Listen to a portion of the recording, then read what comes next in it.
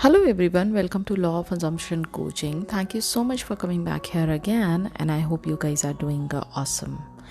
Alright, so आज मैं आपके साथ शेयर करने वाली हूँ एक बहुत ही डिटेल में एक्सप्लेनेशन कि खुद को आप कैसे ट्रांसफॉर्म कर सकते हो, specially when you are facing the difficulty in exams. Okay हम अक्सर ये लोग कहते हैं ना कि हाँ एग्ज़ाम से रिलेटेड आप कोई चीज़ नहीं बनाती हैं या डेडिकेटेड वीडियो एग्ज़ाम से रिलेटेड आप नहीं बनाते हैं.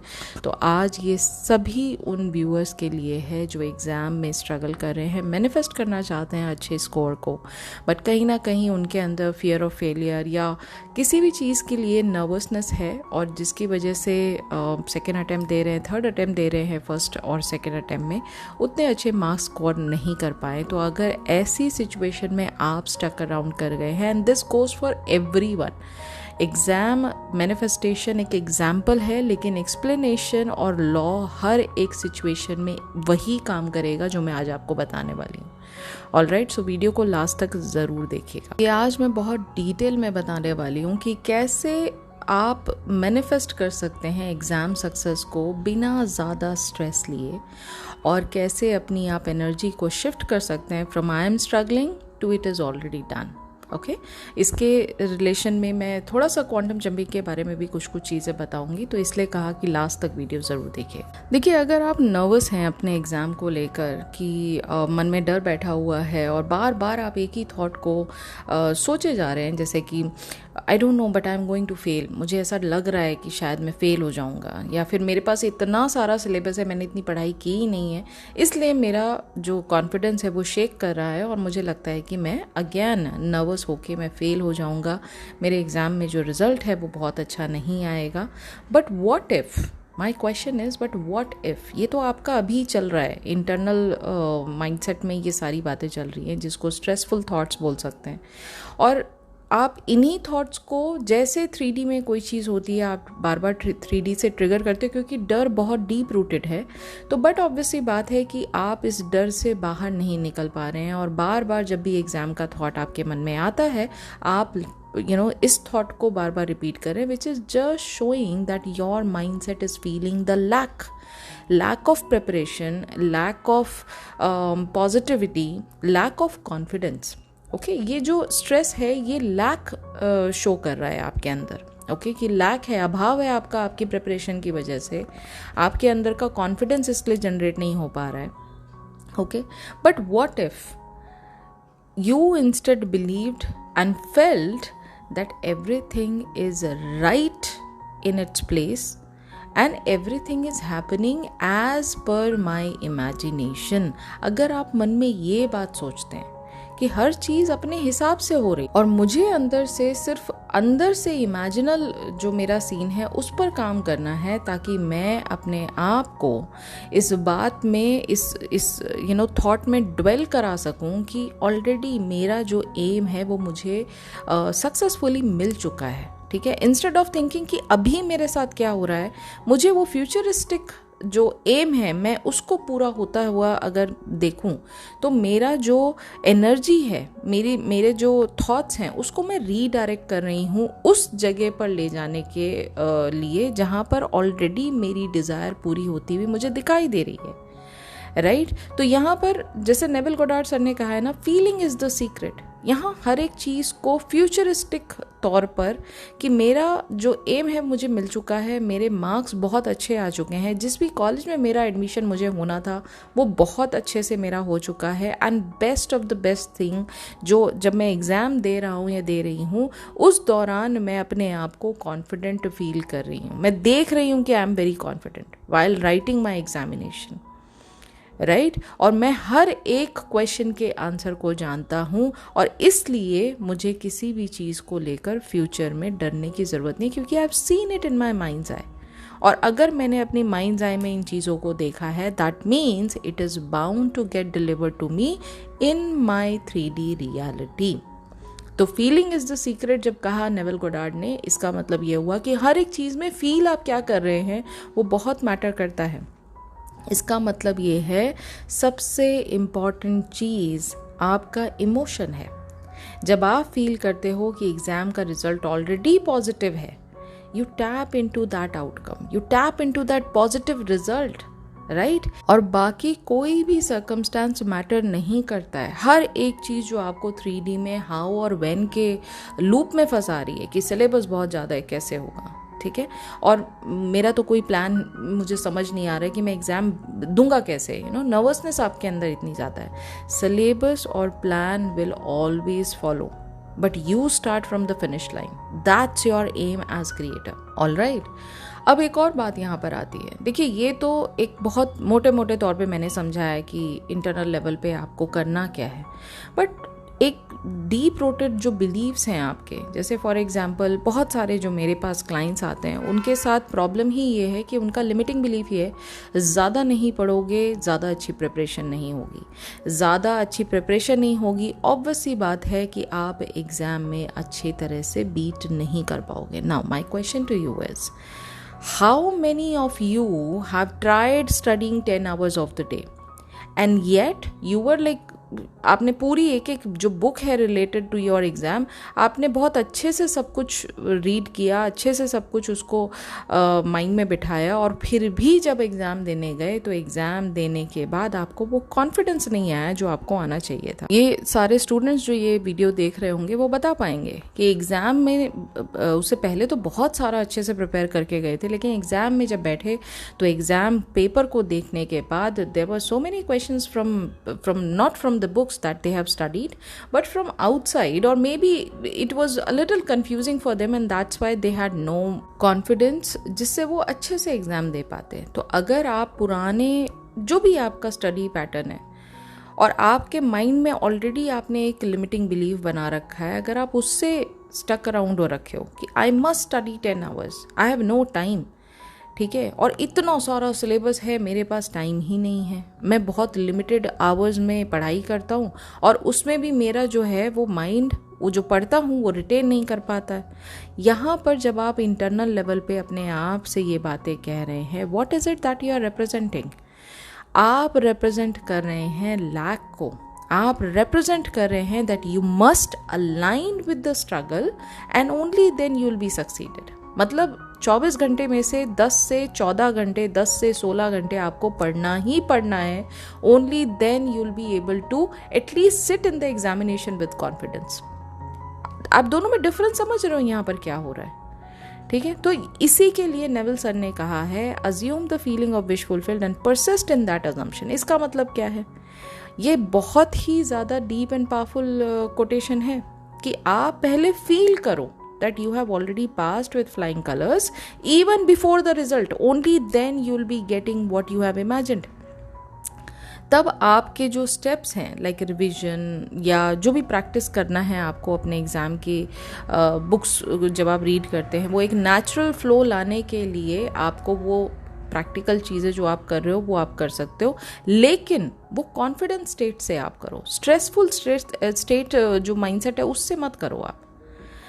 अगर आप कॉन्फिडेंटली उन चीज़ों को रिविजन करते वक्त कॉन्फिडेंस शो करते हो अपने मन में, तो ऑब्वियस सी बात है वो चीज़ों से रिलेटेड जो उसका क्रक्स है, जो भी टॉपिक आप पढ़ रहे हो उसका जो क्रक्स है, उसकी जो एक्सप्लेनेशन है, वो माइंड में आपके ज़्यादा रिटेन करेगी, बजाय इसके कि हम ऑलरेडी नर्वस फील कर रहे हैं तो हम जो 2 लाइन पढ़ेंगे भी ना, क्योंकि हमारा फोकस तो आधे से ज़्यादा नर्वस होने में, क्योंकि हमारा फोकस तो आधे से ज़्यादा नेगेटिव चीज़ को बिलीव करने में है। हम जो पढ़ रहे हैं वो हमें माइंड में याद कैसे रहेगा?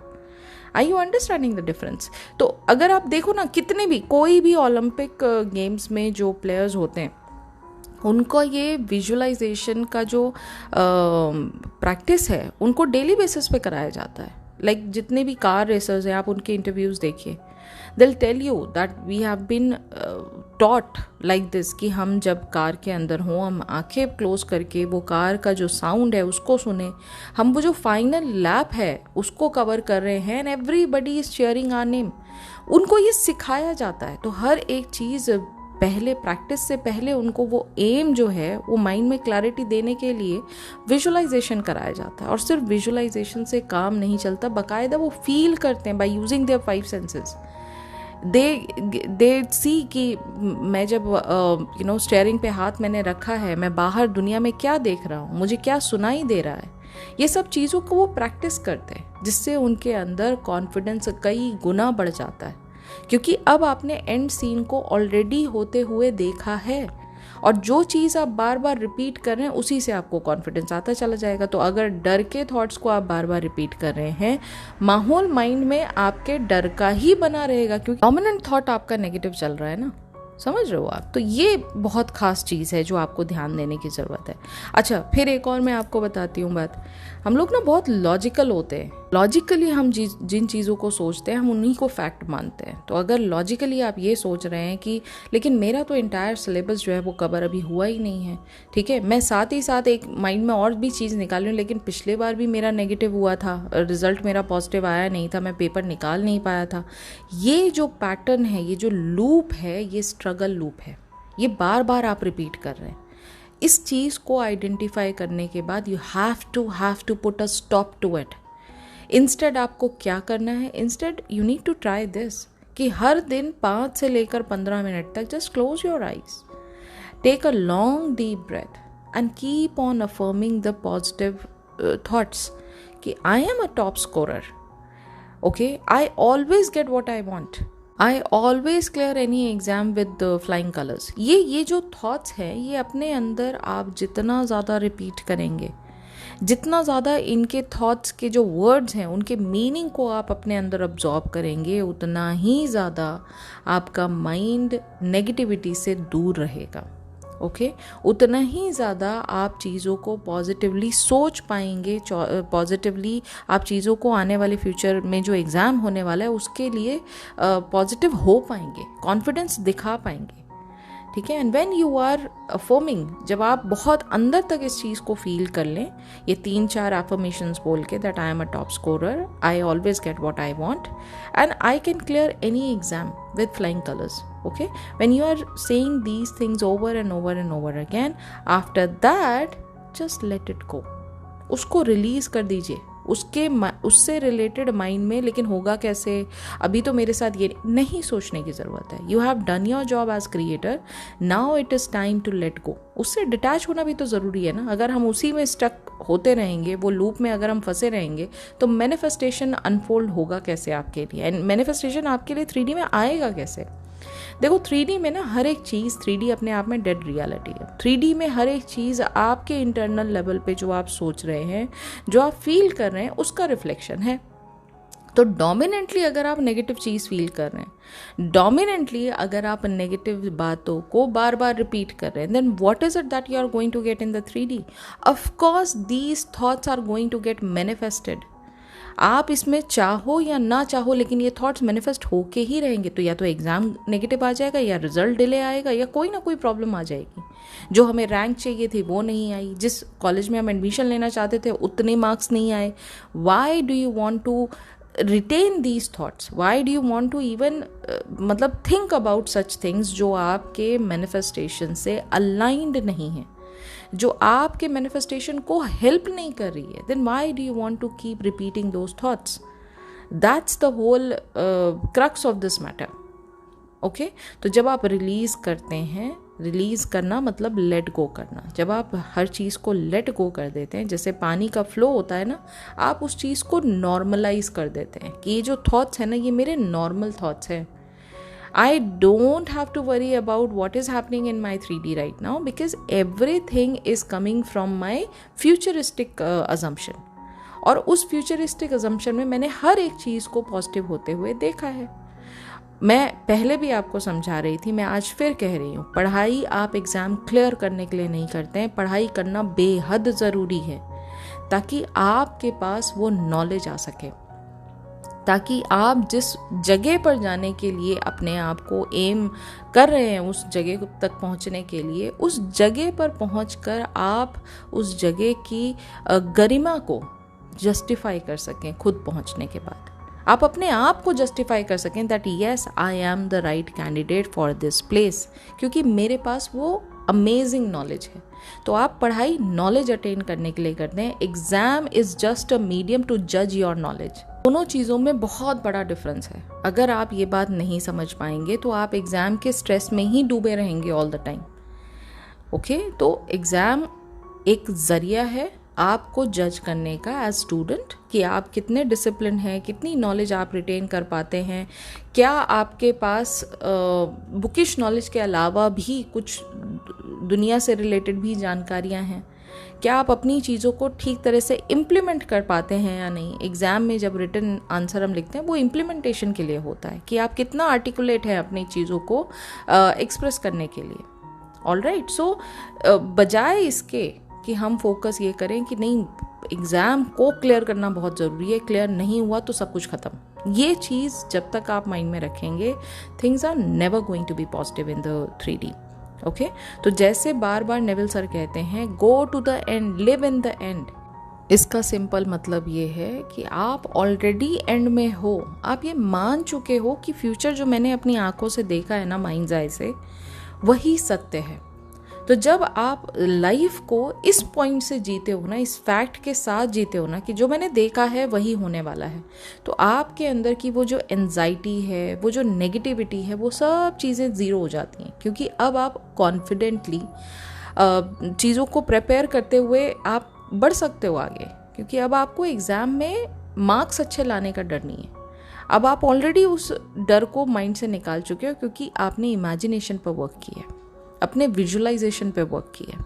ओके, अब इससे रिलेटेड ना मैं कुछ खास थॉट्स को यहाँ एक्सप्लेन करूँगी, और instead of going with a conventional method की एक पर्टिकुलर ट्रिक आप स्क्रिप्टिंग में टाइम निकाल के अपना रखते हैं कि नहीं मतलब एग्ज़ाम की प्रिपरेशन अपनी जगह है, लेकिन मैनिफेस्ट भी करना है तो इसके लिए स्क्रिप्टिंग करना बहुत ज़रूरी है, या मुझे एफर्मेशन, दिन के रोबोटिक एफर्मेशन कम से कम आधा घंटा करना बहुत ज़रूरी है। इंस्टेड मैं आपको ये कहूँगी that you should do quantum jumping.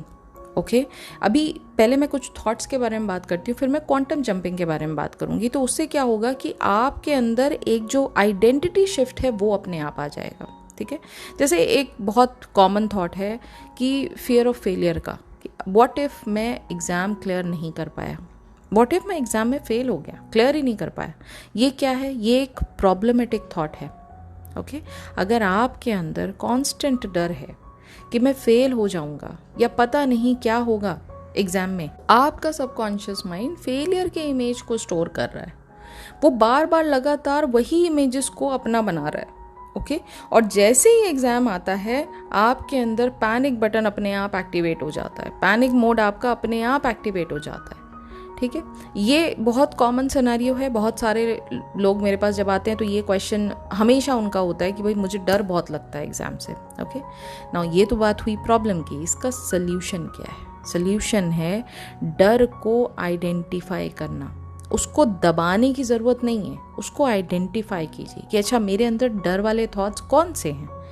एक नोटबुक लीजिए, एक पेन पेपर लीजिए और उस पर लिखना स्टार्ट करिए, मुझे किस चीज़ से डर लगता है एग्जैक्टली। आप ये बात लिखिए और उसमें क्लैरिटी लेकर आइए। जैसे मुझे लगता है कि मैं ब्लैंक हो जाऊंगा एग्ज़ाम देते वक्त, मेरे माइंड में जितना मैंने पढ़ा है वो सब मेरे माइंड से ज़ीरो हो जाएगा, मैं ब्लैंक हो जाऊंगा। एक बहुत कॉमन सिनेरियो है, खासकर जब आप बहुत ज़्यादा स्ट्रेस लेते हैं और there is just way too much to study, कहीं ना कहीं ये लेवल पे आप नेगेटिव हो जाते हैं और ये सोचते हैं कि what if everything goes blank.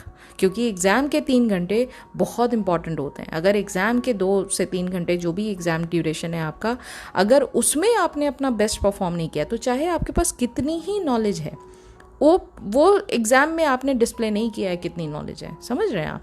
तो ये बहुत इंपॉर्टेंट फैक्टर होता है when it comes down to identifying your fearful thoughts.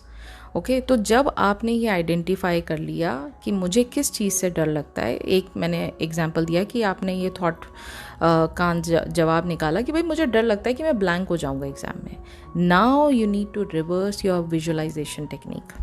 Okay, हर रात 5 से लेकर 15 मिनट तक आप इमेजिन कीजिए कि आप एग्ज़ाम दे रहे हैं और सब कुछ क्लियरली याद आ रहा है। आप क्लासरूम का एनवायरनमेंट देखिए, आप क्वेश्चन पेपर के टेक्सचर को महसूस करिए, आपका कॉन्फिडेंट एक्सप्रेशन जब आप आंसर शीट लिख रहे हैं, आपका वो कॉन्फिडेंट एक्सप्रेशन वो इमेजिन कीजिए और ये इतनी बार माइंड में रिपीट कीजिए एज इफ ये अभी हो रहा है। यानी you are no more waiting for that exam to happen, exam is already getting conducted and you are the one who is just facing the exam with that confidence. वो confidence highlight कीजिए यहाँ पर। Okay और ये feeling को इतनी बार इसमें dwell करिए कि आपको ये फैक्ट लगने लग जाए। ये एक रात में नहीं होता है, ये ऑब्वियसली 2-3 रातें आपको लग जाएंगी जब आप इसको मल्टीपल टाइम्स रिपीट करेंगे। ओके तो ये जो अंदर का फियरफुल थॉट है ना कि मैं अगर ब्लैंक हो गया तो, मुझे अगर कुछ याद ही नहीं रहा तो, ये चीज़ आपकी बाहर निकलेगी बॉडी और माइंड से।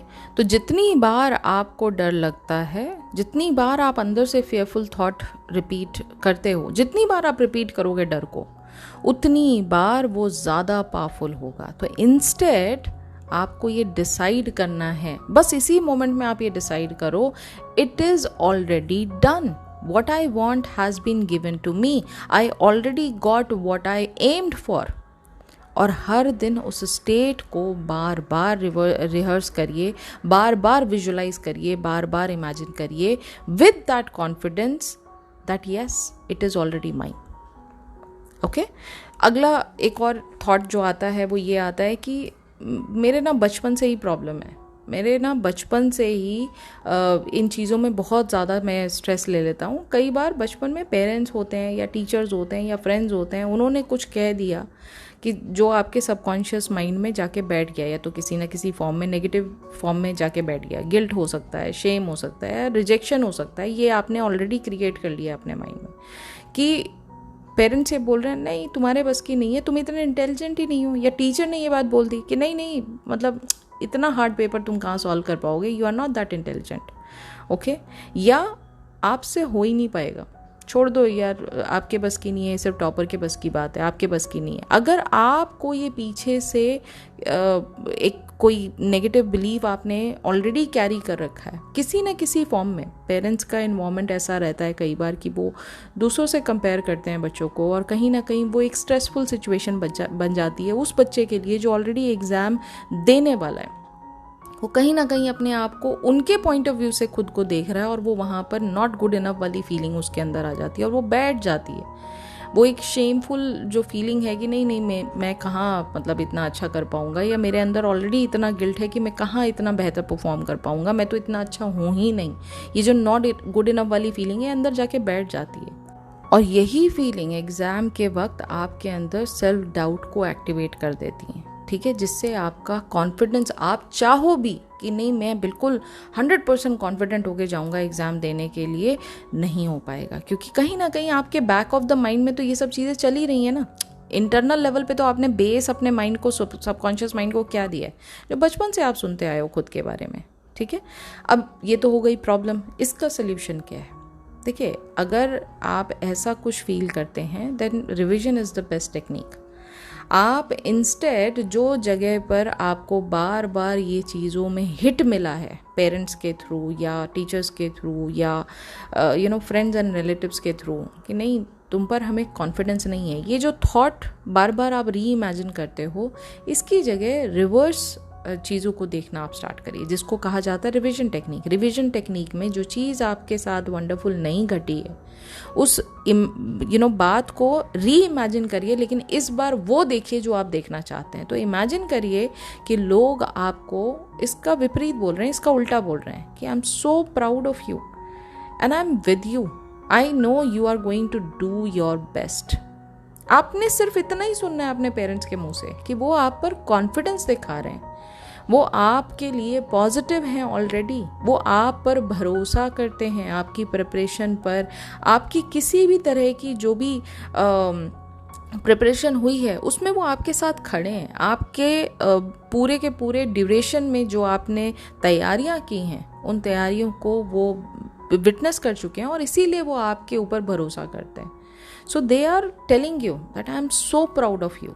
वो आप जो हैं, जैसे हैं, वो आपको वैसे ही एक्सेप्ट कर रहे हैं, और वो आपको ये बात कह रहे हैं कि मैं हूँ भाई आपके साथ, आप बिल्कुल टेंशन मत लो, मैं हूँ, जो भी होगा रिजल्ट हम साथ में फेस करेंगे। हमारा काम है आपको तैयार करने का, आपने अपनी तैयारी जो मुझे पता है अपनी तरफ से बेस्ट किया होगा। जब आपको ये कॉन्फिडेंस अपने पेरेंट्स से मिलेगा या जो टीचर्स हैं जब उनसे मिलेगा, आप देखिए आपके अंदर बदलाव अपने आप चालू हो जाएगा। आपको हर दिन भाई अगेन जिस तरह से आप इमेजिनेशन देख रहे हैं, वैसे ही आपको 5 to 10 मिनट्स 15 मिनट्स इस पूरे के पूरे सिनेरियो को बदलते हुए देखना है। 3D में क्या चल रहा है उसको छोड़ दीजिए, इंटरनल माइंड में जो चल रहा है वो इम्पॉर्टेंट है। ओके और जब आपने ये चीज़ रिपीट करना चालू किया, आप उस मेमोरी को रीराइट कर रहे हैं, उस मोमेंट को इमेजिन करके जहाँ पर आपको रिजेक्ट किया गया है उसको आप रिवाइज कर रहे हैं। आप उस सीन को बार बार रीराइट कर रहे हैं कि इस बार पेरेंट ने अप्रिशिएट किया है, इस सीन में मुझे बार बार पेरेंट्स गाइड कर रहे हैं, मुझ पर भरोसा दिखा रहे हैं। ये सबकॉन्शियस माइंड के लिए आपका नया बिलीफ हो जाता है। जैसे एक सिंपल लाइन में नेविल सर ने सब कुछ समझा दिया है, that change your conception of your self and you will automatically change the world in which you live in.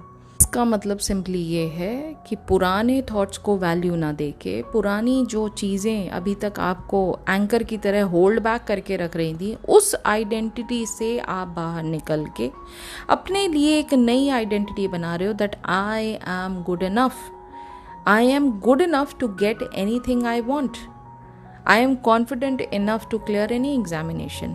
आप ये अपने आप को टॉप पर रख रहे हो, आप अपने से ऊपर किसी नेगेटिव बिलीफ को नहीं रख रहे हो। और जब आप इस नई स्टोरी को बार बार रीलिव करते हो, आपकी जो दुनिया है वो भी इसी बिलीफ के अराउंड ही बनेगी, क्योंकि अब आपने पुरानी जितनी भी चीज़ें थी उसको तो लेट गो कर दिया ना, उसको तो रीराइट कर दिया ना आपने। और एग्ज़ाम के सामने आप बहुत स्ट्रॉन्ग कैंडिडेट बन के जाओगे, आप वीक वहाँ फील नहीं करोगे। ओके सो एक ये थॉट हो गया। एक और थॉट मैं आपको बताती हूँ। हम बहुत ज़्यादा नर्वस हो जाते हैं, अक्सर ये प्रॉब्लम आती है ना, नर्वस हो जाते हैं जिसकी वजह से हमें कुछ समझ नहीं आता एग्ज़ाम में लिखना क्या है। हमें सारी प्रिपरेशन होती है, सब कुछ बहुत बढ़िया होता है, लेकिन एग्ज़ाम का नाम सुनते ही, एग्ज़ाम का क्वेश्चन पेपर देखते ही बहुत ज़्यादा नर्वसनेस हो जाती है। जैसे एग्ज़ाम का ड्यूरेशन आता है, जैसे बेल बजी और 5 मिनट में क्वेश्चन पेपर मिलने वाला है, बहुत लोग कांपने लग जाते हैं, उनको लिटरली शिवरिंग स्टार्ट हो जाती है, इतना डर बैठा होता है उनके अंदर, या फिर स्टमक में वो बटरफ्लाई वाली फीलिंग उनको स्टार्ट हो जाती है। दे फील कि बस अभी जाके थ्रो अप कर देंगे, अभी प्यूक हो जाएगा उन्हें। क्यों? क्योंकि इतना ज़्यादा डरे हुए हैं, वो जो रेसिंग थॉट्स है वो आपके अंदर अंदर एक्टिवेट हो गए। इसका मतलब सिंपली ये है कि नर्वस सिस्टम, जो आपका माइंड है ना, बहुत ज़्यादा डर के थॉट्स को अंदर ही अंदर ट्रैप करके बैठा हुआ है, वो उस एनर्जी को रिलीज ही नहीं करने दे रहा है। तो जब ऐसी सिचुएशन हो तो सबसे पहला step, do some deep breathing exercise. ठीक है, अब वो डीप ब्रीदिंग में क्या कर सकते हैं आप? स्क्वायर ब्रीदिंग कर सकते हैं, मतलब 4 seconds inhale, then 4 seconds hold and 4 second exhale and 4 second hold. इसको बॉक्स ब्रीदिंग भी कहते हैं, टोटली अप टू यू, जो आपको समझ में आए। ये आप 2 से 3 मिनट करिए। जब आप ब्रेथ पे अपने कंट्रोल लेते हैं तो जो माइंड में लगातार एनर्जी वाले, जो नेगेटिव एनर्जी वाले थॉट्स आपको डोमिनेट कर रहे हैं, वो धीरे धीरे शांत हो जाएंगे। ब्रीदिंग से सब कुछ सॉर्ट हो जाता है। अगर आप माइंडफुलनेस प्रैक्टिस करना चाहते हैं उन 2-3 मिनट में, आप कर सकते हैं। अपने माइंड को डिस्ट्रैक्ट करिए, वो एग्ज़ाम के डर से उसको डिस्ट्रैक्ट करिए, और जहाँ पर आप खड़े हैं वहाँ पर जो जो चीज़ें आपको दिख रही हैं उनको गौर से देखना स्टार्ट करें। उनमें क्या कलर्स हैं, वो क्या चीज़ है, वो क्या शेप है, उसका स्ट्रक्चर क्या है, उसका टेक्सचर क्या है, वो कितना साइज़ में बड़ा है या छोटा है, ये सब चीज़ों पर अपना दिमाग लगाइए। क्योंकि अगर आपका माइंड बार बार उस डर से घबरा जाता है, आपके अंदर जो कॉन्शियसनेस में आपने एक फियर ऑफ फेलियर, ये सारे जो थॉट्स मैंने अभी डिस्कस किए, ये सबका एक पाइल अप कॉम्बिनेशन, एक बड़ा सा फियर आपको डराता है। उस डर को, जैसे नेविल सर कहते हैं ना कि take away your attention from the problem and the problem will fade away. तो इसका मतलब आप जो प्रॉब्लम जिसको आप बड़ा बना के बैठे हैं, वहाँ से अपना अवेयरनेस खींच लीजिए। तभी मैंने कहा ब्रीदिंग एक्सरसाइज कीजिए, ठीक है, माइंडफुलनेस प्रैक्टिस करिए, ठीक है। बॉडी मूवमेंट आप कर सकते हैं, यू कैन स्टार्ट वॉकिंग। आप जितना ज़्यादा बॉडी को मूव करेंगे ना, आपका माइंड उस बॉडी को चलाने में लग जाएगा। आपका माइंड अब उन नेगेटिव थॉट्स की तरफ ध्यान नहीं दे रहा है, उस बॉडी को चलाने लग जाएगा वो आप, ठीक है। और उस नेगेटिव एनर्जी को, मतलब अगर मैं एनर्जी वाइज आपको बताऊं, तो वो बॉडी से आपके ऑटोमेटिकली निकलने लग जाएगी। जस्ट फॉर आप you can start running for just 2 minutes if you can run. अगर आपका कोई ग्राउंड है या कोई ऐसी जगह पर है जहाँ पर आप ओपन स्पेस है, आप रन कर सकते हैं, बहुत ज़्यादा हेल्पफुल होता है। जब आप इस मौके पर अपनी बॉडी की एनर्जी को, जो ट्रैप्ड एनर्जी है ना, जिसके अंदर नेगेटिविटी है, जो नर्वसनेस फील कर रहा है, उसको जब आप रिलीज़ कर देते हैं तो ठीक है। अब बात आती है लास्ट में मैं आपको समझाती हूँ कि जब आप ड्यूरेशन आपका एग्जामिनेशन प्रिपरेशन का चल रहा है, उस दौरान जब आप मैनिफेस्ट करने के लिए कुछ करना चाहते हैं तो आपको क्या करना चाहिए, instead of going with the conventional way. ठीक है, जो भी आपने पुरानी चीज़ें सीखी हैं, मेरे चैनल से सीखी हैं, बुक से सीखी हैं कि भाई सैट्स करना चाहिए, हमें स्क्रिप्टिंग करना चाहिए, हमें जर्नलिंग करना चाहिए, हमें एफर्मेशन करना चाहिए आधा घंटा, instead of doing that practice quantum jumping. ठीक है, अभी क्वांटम जंपिंग के ऊपर मैंने ऑलरेडी बहुत डेडिकेटेड वीडियो बनाया हुआ है, if you want you can go check that out. But क्योंकि मैं ये एग्ज़ाम रिलेटेड वीडियो बना रही हूँ तो मैं आपके लिए समझा देती हूँ दोबारा से। क्वांटम जंप का मतलब होता है एक sudden shift from your current reality to your desired reality without going through the usual and जो आपका स्टेप बाय स्टेप जो प्रोसेस है उसको फॉलो किए हुए। ठीक है, इसका मतलब ये नहीं है कि आप पढ़ाई बंद कर देंगे, पढ़ाई आप करेंगे। जैसा मैंने कहा, पढ़ाई आप नॉलेज अटेन करने के लिए करते हैं। तो इसका एक्चुअल मीनिंग क्या है क्वांटम जंपिंग का? इसका मतलब ये है कि आप अपने कॉन्शियसनेस में, जो कि आपकी अवेयरनेस है, आपकी आइडेंटिटी है, आपका बिलीफ सिस्टम है, उस अवेयरनेस को आप इतनी क्लैरिटी से शिफ्ट कर लेते हो एंड सीन में कि अब आपका सबकॉन्शियस माइंड वही क्लैरिटी के साथ आपका जो एंड सीन है उसको रियलिटी बनाने में लग जाता है। मैं एक एक करके आपको समझाती हूँ तो आपको अच्छे से समझ में आएगा। जैसे सपोज करो कि आप ना एक एवरेज स्टूडेंट हो, आपको लगता है इतना मतलब इतनी पढ़ाई और इतना टफ एग्ज़ाम, इतने सारे लोग बैठते हैं एग्जामिनेशन में, मुझसे कैसे होगा? मैं तो बहुत ही मीडियोकर पर्सन हूँ, मैं तो बहुत ही एवरेज स्टूडेंट हूँ, है ना, मुझसे नहीं होगा। एक थॉट आपके अंदर ये आ रहा है। या फिर क्या करूँ, मैं पढ़ता तो बहुत हूँ, बहुत ज़्यादा मेरी पढ़ाई रहती है, but end of the day वो पढ़ाई जो मैंने किया है वो माइंड में रिटेन नहीं रहती है, मेरी मेमोरी बहुत वीक है, मेरा मेमोरी रिटेंशन बहुत वीक है, राइट? या फिर मैं हमेशा लास्ट मोमेंट पे स्ट्रेस ले लेता हूँ, हमेशा वो स्ट्रेस की वजह से एग्ज़ाम मेरा गड़बड़ चला जाता है। ये बिलीव्स आपकी करंट आइडेंटिटी है। ओके, अब आप सोचते हो काश मैं बिना स्ट्रेस के कॉन्फिडेंटली पेपर लिख पाता तो 100% टॉपर बन जाता। मेरा ना नर्वस एक तो हो जाता हूँ, इसकी वजह से एग्ज़ाम में जो आता भी है ना वो भी भूल जाता हूँ। कहीं ना कहीं आप ये बात को लेकर चल रहे हो। अभी अगर क्वांटम जंपिंग करनी है आपने तो आपको क्या करना होगा? क्वांटम जंप तब होता है जब आप सोचना बंद कर देते हो और एक पावरफुल डिसीजन आज ही ले लेते हो, अज्यूम कर लेते हो कि ये सब मेरी रियलिटी नहीं है जो मेरा माइंड सोच रहा है, जो मेरा थिंकिंग माइंड, जो मेरा लॉजिकल माइंड है वो लेकर आ रहा है मेरे सामने, ये मेरी रियलिटी नहीं है। आप लिटरली अपने अंदर डिसाइड ये कर लेते हो that version of me who has already succeeded in exam, I am that version right now. In this very moment, I decide that I am that person who has cleared his examination. मैं वो person already हूँ जिसका exam clear हो चुका है। जब आप इस थॉट से आगे बढ़ते हो तो आपको किसी भी चीज़ में लेकर नर्वसनेस आएगी क्या? क्योंकि आपको ऑलरेडी पता है एग्ज़ाम तो मेरा क्लियर होना ही होना है। आप समझ रहे हो दोनों में डिफरेंस क्या है? सो अभी ये जो पुराना जो हम कन्वेंशनल मेथड की बात कर रहे थे उससे क्वांटम जंपिंग डिफरेंट क्यों है, इसके बारे में मैं आपको समझा देती हूँ। देखो, जब नॉर्मल चेंज आप करने की कोशिश करते हो ना कि भाई नेगेटिव से पॉजिटिव थॉट्स की तरफ जाना है मुझे, आप रोज़ एफर्मेशन करते हो, थोड़ा थोड़ा कॉन्फिडेंस भी बिल्ड करते हो, ये सब एक्सरसाइजेस करके आपको कहीं ना कहीं टाइम लगता है, क्योंकि this is how you are training your self, right? आप अपने आप को चीज़ों में ट्रेन करने के लिए, आप खुद स्टूडेंट हो तो आप ये चाहते हो कि हर एक चीज़ डिसिप्लिन तरीके से धीरे धीरे हो, उसके लिए आपको वीक्स लग जाते हैं, कभी कभी कई महीने भी लग जाते हैं इस चीज़ से बाहर आने के लिए। कि नेगेटिविटी से बाहर आने के लिए आपको डेली प्रैक्टिस करना बहुत ज़रूरी है। ओके, लेकिन जब आप क्वांटम जंपिंग करते हैं, आप आइडेंटिटी लेवल पे एक इंस्टेंट डिसीजन ले लेते हैं खुद के लिए कि मैं ऑलरेडी सक्सेसफुल हूँ, बस अब 3D में उसको कैचअप करना है। मैं ऑलरेडी वो पर्सन हूँ जो मैं बनना चाहता हूँ। ठीक है, आपका बिहेवियर, आपकी एनर्जी और आपका फोकस वैसे ही शिफ्ट होने लग जाता है जैसे कि टॉपर का होता है, क्योंकि अब आप उस अजम्पशन को अब आप मतलब अपने अंदर अब्जॉर्ब कर चुके हो। आपका बिहेवियर उस पर्सन की तरह है जो ऑलरेडी अपनी डिज़ायर को पा चुका है। ठीक है। जैसे ही आप अपना मेंटल स्टेट शिफ्ट करते हो, आपका सबकॉन्शियस माइंड आपके न्यू बिलीव के अकॉर्डिंग अपॉर्चुनिटीज़, न्यू बिलीव के अकॉर्डिंग जो आइडियाज़ हैं, न्यू बिलीव के अकॉर्डिंग जो एक्शंस हैं, उनको दिखाना स्टार्ट करता है 3D में। लेकिन एक जो बात आपको ध्यान रखने वाली है जब भी आप क्वांटम जंपिंग करते हैं, you can not go back to your old identity. ये थंब रूल है, ये मोस्ट इम्पॉर्टेंट रूल है। अगर आप आज तो आप वो वर्जन है जहाँ पर आप अपने आप को सक्सेसफुल मान रहे हैं एग्जाम में, अगले ही दिन आपको कहीं ना कहीं 3D में कुछ न्यूज़ आ गई या कुछ आप ट्रिगर कर गया 3D में, आप वापस से फेलियर स्टेट मोड में आ गए। No, it is never going to work for you. जो मैं आपको शॉर्टेस्ट तरीका है एग्ज़ाम में सक्सेस पाने का, मैं वो आपको मैनिफेस्टेशन पॉइंट ऑफ व्यू से बता रही हूँ, क्योंकि everything is based on your assumption. अगर आज आपने अपने लिए बोल्डली जो चीज़ आप चाहते हैं उसको अज्यूम कर लिया कि ऑलरेडी आपकी है, now there is no going back. You can not be going back to that same old story. आप नहीं वो काम कर सकते जो अभी तक आप करते आ रहे थे।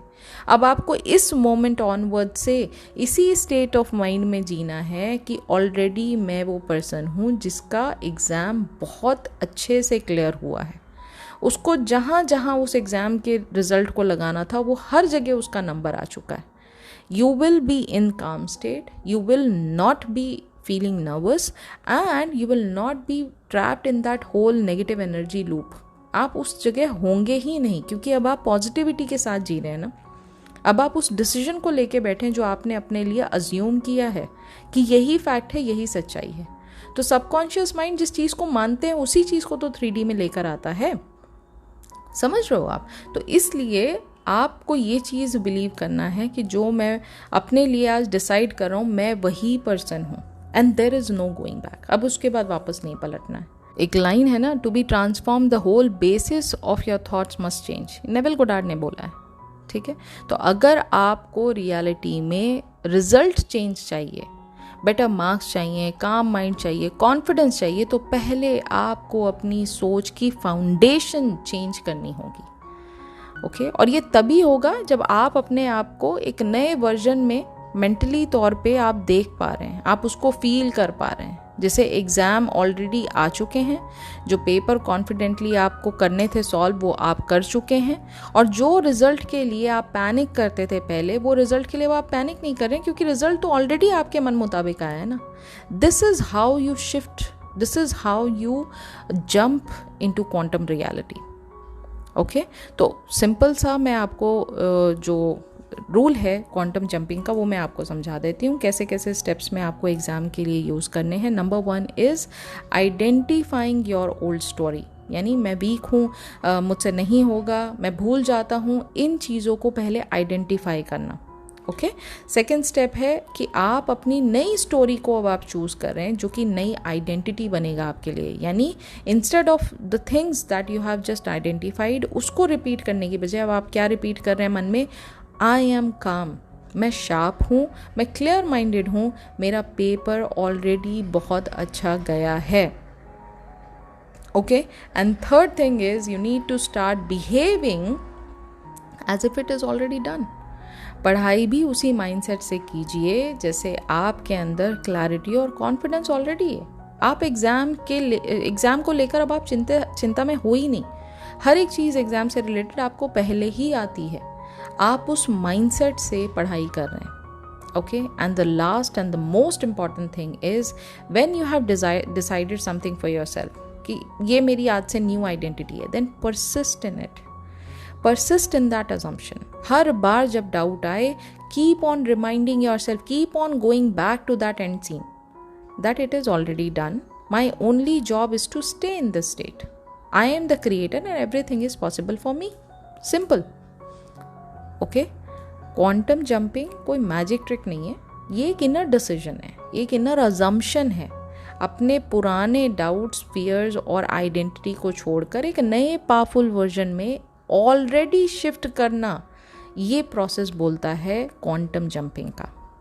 जैसे ही आप ये शिफ्ट एक्सेप्ट कर लेते हैं इंटरनल लेवल पे, दुनिया उस शिफ्ट का मिरर बन जाती है, 3D उस शिफ्ट का मिरर बन जाती है और वही चीज़ों को रिफ्लेक्ट बैक करना चालू कर देती।